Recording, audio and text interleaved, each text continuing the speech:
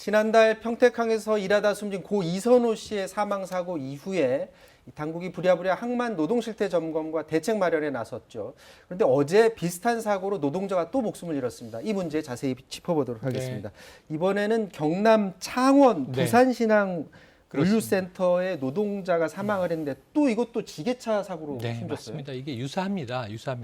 30대 노동자가 이 말씀하신 대로 경남 창원 부산신항의 물류센터에서 컨테이너 내에 이 작업 분류를 마치고 퇴근을 준비하러 하역장을 걸어가는 길이었습니다. 이게 23일 일요일 낮 12시 20분경이에요. 한낮이에요. 근데 그냥 이 하역장을 걸어가는데 그 앞에 무게 42톤에 달하는 지게차가 후진을 하고 있었던 겁니다. 근데 그대로 뒷바퀴에 깔려서 현장에 이제 119가 출동했지만 병원으로 옮겨져서 결국 사망에 이르게 된 거죠. 그런데 그 지게차를 모신 분도 그렇고 사망한 노동자도 그렇고 그 위험한 상황을 인지를 할 수 없는 그런 상황이었다면서요. 그러니까 하역장이라면 이렇게 컨테이너들이 쌓여 있긴 하지만 이게 뚫려 있는 곳이잖아요. 거기서 굉장히 거대한 지게차가 후진을 하고 있고 사람이 걸어가고 있는데 왜 서로 못 봤을까? 문제는 뭐냐면 뒤에 사람을 못 봤다는 게 지게차 이제 운전자의 증언인데 문제는 소음이 굉장히 심한 곳입니다. 시끄럽습니다. 그러니까 시선을 앞에 두고 있지 않으면 사실은 지게차가 지근거리에 와도 소리로 인지하지 못하는데 우리는 대부분 이 자동차 위험을 감지할 때 이 시각만이 아니라 청각으로도 느끼잖아요. 청각을 쓸 수 없는 상황이었다. 그래서 이전 그 이선호 씨 사고 때도 신호수가 있었어야 되는데 신호수 없었다고 하는데 여기도 마찬가지로 없었다면서요. 지금 없었던 건 확인이 됐고요. 그렇게까지 어지러운 상황이고 소리도 안 들리는 상황이면 신호수가 분명히 있어야 될 것으로 보이는데 아직은 과연 이게 의무적으로 신호수를 배치할지 법적으로 알지는 확인이 안 되고 있는 상황이긴 합니다만 법적으로 어떠느냐를 떠나서 그렇게까지 위험한 상황이라면 당연히 있어야 하는 게 정상이 아닌가. 근데 이걸 따지고 있다는 것 자체가 이미 좀 안전에 있어서 불감증이 있는 거 아닌가 하는 생각이 드네요. 이게 자꾸 기시감이 드는 게 이 전 사고 때도 그렇고 이번에 숨진 노동자도 이 현장에서 계속 일해왔던 사람이 아니라 아닙니다. 파견 나왔던 아르바이트로 파견 나왔던 맞습니다. 다른 지역 그 일하던 사람이라고요? 그러니까 부산 항운노조 감천지부 소속의 노동자인 거예요. 그런데 일당 10만 원을 준다는 얘기에 본인이 원래 일하던 감천항이 아니라 부산 신항으로 지금 처음 와서 하루 근무를 하는 날 비슷해요. 이런 일을 당한 거예요. 그러니까 문제는 자 현장 상황에 익숙하지 않겠죠, 당연히. 자 작업을 마쳤으니 퇴근하시오. 그래서 퇴근하기 위해서 하역장을 걸어가는데 42톤 지게차가 갑자기 덮친 건데 여기에 안전관리자가 배치돼 있지 않다. 그렇다면은 이 노동자가 다닐 수 있는 통로가 별도 확보돼 있든가 그래야 되는데 이 지게차는 컨테이너 박스를 하나 옮기고 그 거대한 컨테이너 박스를 또 옮기려고 작업을 하던 중이었고 한 분은 퇴근을 하던 중이었단 말이에요. 이 부분은 저는 안전관리의 문제가 분명히 있다고 봅니다. 지금 이런 항만 노동의 열악한 실태를 개선해야 된다라는 목소리가 지금 높아지고 있는 그런 상황인데 항만 노동자들이 직접 말하는 현장의 실태 한번 들어보도록 하겠습니다. 네, 지난해입니다. 조명이 모두 고장나서 칠흑 같은 어둠이 깔린 군산항 상황입니다. 대형 화물차들이 전조등 빛에 의지해서 하역 작업을 이어가는 위험천만한 상황이 몇 달째 버킷끼리 부딪히는 경우가 많은데 차만 그건 좋아해요. 여기가 포크레인이 있구나. 조심해야겠다. 좀 더 뻗어가지고 돌려버리면은 작업자의 운전대를 쳐버리거든요. 게다가 선박 일정에 맞추려다 보니까 밤샘 작업은 일상이 됐고요. 수면 부족 상태로 일하다 인명사고를 낼 뻔한 아찔한 상황도 이어졌습니다.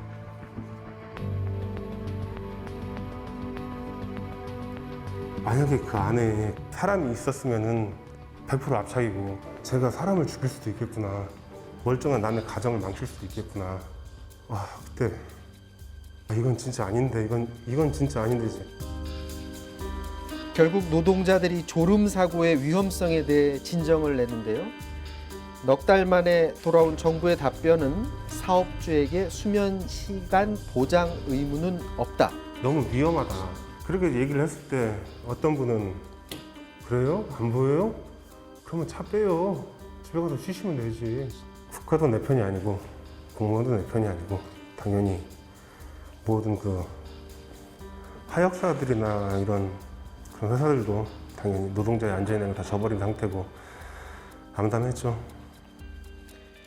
보통 저런 노동을 할 때 하루에 뭐 한두 시간 자고 일하는 경우도 굉장히 힘든데 그렇게 일주일간 지속되는 경우도 잦았다고 하는데 왜 저렇게 현장에서 무리하게 어떻게 보면 굉장히 무리한 일 아닙니까? 왜 저렇게 하는 겁니까? 저기에 이제 컨테이너가 있는 곳들이 어떻게 하냐면 배에 싣고 온 컨테이너를 일단 내리고 또 그 짐 말고 다른 짐을 싣는 것들이 정교하게 짜여 있습니다. 그런데 이 작업을 하는 데 있어서 배가 그 기간 동안은 항만에 머물러야 되잖아요. 네. 뭐 3일, 4일 정도를 기준으로 잡긴 하는데 하루라도 더 묵을수록 선주들 입장에서도 화주 입장에서도 비용이 늘어나는 겁니다. 네. 그러다 보니까 지금 근로자분들이 밤샘 한두 시간 작으면서 밤샘을 하는 건데 답은 정해져 있다라는 거예요. 아니 사람을 늘려주면 훨씬 더 많은 사람이 이 교대에 가면서 일을 하면 된다라는 건데 아까 말씀드린 것처럼 밤샘 작업의 이유 자체가 비용을 줄이려고 근로자들을 일을 시키는 거니까 빨리 배를 빼야지 이 비용이 절감이 되니까 그러니까 인력을 늘린다는 걸 또 화주나 선주들이 받아들이지 않는 거예요.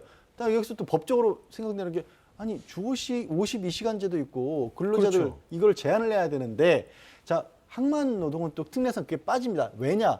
특수성 자체가 여기는 밤새 그렇게 급하게 돌아갈 수도 있다라는 건데 근데 법적으로 그게 빠졌다는 게 사람을 잠을 아예 재우지 말라는 얘기까지는 아니거든요. 이건 좀 빈틈이 생겨버린 것 같습니다. 이게 이제 공식적인 통계로 보면 지난 10년간 항만 노동자 33명이 숨졌다라는 통계가 있는데 실제는 이거보다 더 많죠. 아무래도 그렇게 봐야겠죠. 지금 보시는 것처럼 이제 이 1226명 중에 33명인데 사실은 이게 이 통계가 안 잡히는 게 많다라고 하는 겁니다.